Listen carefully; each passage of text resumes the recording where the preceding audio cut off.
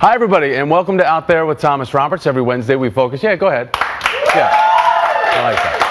We focus on LGBTI stories with voices out there in the world making a difference. As always, we thank you for watching. And boy, do we have a jam-packed show for you planned this week. On tap today, a young, once homeless transgender woman who was featured in Laverne Cox's T-Word documentary is giving hope to the LGBT community, leading by example and starting her own business. Danielle is going to join me here to discuss her life, why she's launched a fundraising campaign to help her foundation get off the ground. And the executive director of New York City's LGBT Center will also be in studio in just a bit to discuss the 18-month, $19.2 million renovation, a facelift that the building has just completed, what it means for the community here in New York. Also joining me a bit later, we have a historic first. We have the Reverend Ann Cansfield, who was the first openly gay chaplain for New York City's fire department, and the St. Patrick's Day Parade. It's just a week away, and for the first time ever, an openly gay group can march in the parade. This marks the first time in its 254-year history that will happen. In full disclosure, the LGBT group marching in this parade is NBC's Employee Resource Group out at NBC Universal, and we will have the Executive Vice President of the Chief Diversity Officer here at NBC Universal, Craig Robinson, joining me. But first, I'm really excited about this. The lovely Miss Universe, the one and only Paulina Vega, yes, joins me now to discuss how she is raising awareness and funds to battle HIV/AIDS. Also, this is a big first for you because as Miss Universe, which we just crowned you at the end of January, how excited are you to talk about this platform and help break stigma globally of HIV/AIDS? Well, when I was Miss Colombia, I had the opportunity to help different causes, but never HIV awareness, prevention, and education. And I'm really excited and looking forward to this year. Just make a great team with different organizations, learn more about this subject, and just, help with my voice. So you have been an overnight sensation, certainly from Colombia and now internationally as Miss Universe. What has this meant to your life, this change that happened at the end of January? Nothing. Nothing? Not a big deal. No big deal? No, I just live in the capital of the world. I need to travel the whole world every week. No, I'm learning so much. This is a great experience. This is a dream that I had like many years ago, and I'm just having fun and try to do something important with this great platform for my country and just represent the women of today. Certainly competition for women when it comes to Miss Universe, and certainly in your own country for Miss Colombia. We know that for these competitions, it's pretty fierce, it's pretty competitive. Yes. But we also know that in Latin America, at least a statistic from 2013, there were 1.6 million people living with HIV. So as a woman, and a powerful woman from Latin America, how do you think you can help break stigma and raise awareness about HIV/AIDS with this new sash? Exactly. I think that there is a taboo when the women talk about sex and more a disease that is a cause sex and sexual relationships. Mm-hmm. And I think that I have a special connection because what you have said, there's a lot of Latin people, a lot of Latin women, and a lot of here in New York and in the USA that have this disease. So I think that, just like I said, raise my voice, use my voice to spread the message, to spread the important things about this issue, and tell to the whole world that the most important thing is to be educated and be careful. Yeah, be educated, be careful, and most importantly, know your status. And exactly. People want to know what their status is, and it's easily testable here in the United States and also exactly. internationally. But a lot of people have said, instead of worrying about being susceptible to HIV/AIDS, there's one way to not risk it, and that's celibacy. We've recently had the actor Alan Cumming, who spoke out and put together a really interesting video, a new ad, what he's calling the Celibacy Challenge, and it's very tongue-in-cheek. Take a look. Hello, America. I'm Alan Cumming, head of the Department of Sexual Abstinence. Did you know that the FDA recently changed its policy that banned gay and bisexual men from giving blood for life? Now, if you're gay and you want to save lives, the FDA will let you. You just can't have sex for an entire year. That's right. 365 days of celibacy. Introducing the Celibacy Challenge. So let's get to it. Let's start saving some lives. And to help you abstain from any naughty temptation, here are some fully approved activities that are guaranteed to make your year without sex fly by.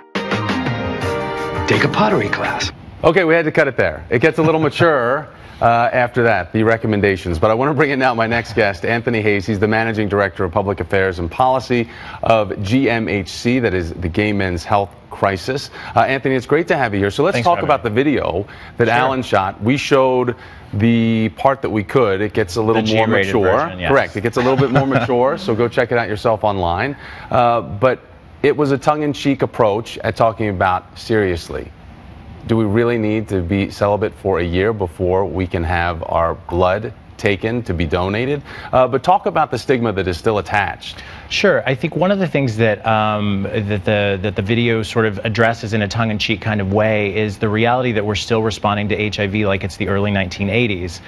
Secretary Burwell and the FDA need to implement a risk-based policy based on people's actual risk for HIV, not based on who they are, because we all know that you get HIV based on what you do, not who you are. So what we want to do is stop perpetuating this egregious stereotype where HIV and AIDS is a gay disease only. It's not. We've all, straight and gay, been living with HIV for over 30 years now. Well, we've come a long way in certainly educating and advancing the conversation. How important is it to have someone like a Paulina Vega, who is Miss Universe, a straight ally, who is going to use her platform now to go around the world internationally to talk about HIV/AIDS awareness, and not just what it means to one community, but what it means to the human population? It's critical. I mean, I think when we're actually meeting up later today to sort of discuss ways that she can get involved at GMHC and how we can help support her in what she's doing around the world. But it's critical because one of the greatest challenges around HIV and reducing the stigma around HIV is that we don't talk about HIV anymore. When was the last time you were sort of at a dinner party or out at a cocktail party where people were sort of having an educated conversation about HIV and AIDS? And it's been a very long time. So having people who are willing to speak out, willing to use a platform, and encouraging people to get educated and to get tested. You know, the HIV/AIDS test just turned 30 years old, and that test is incredibly powerful. Knowing your status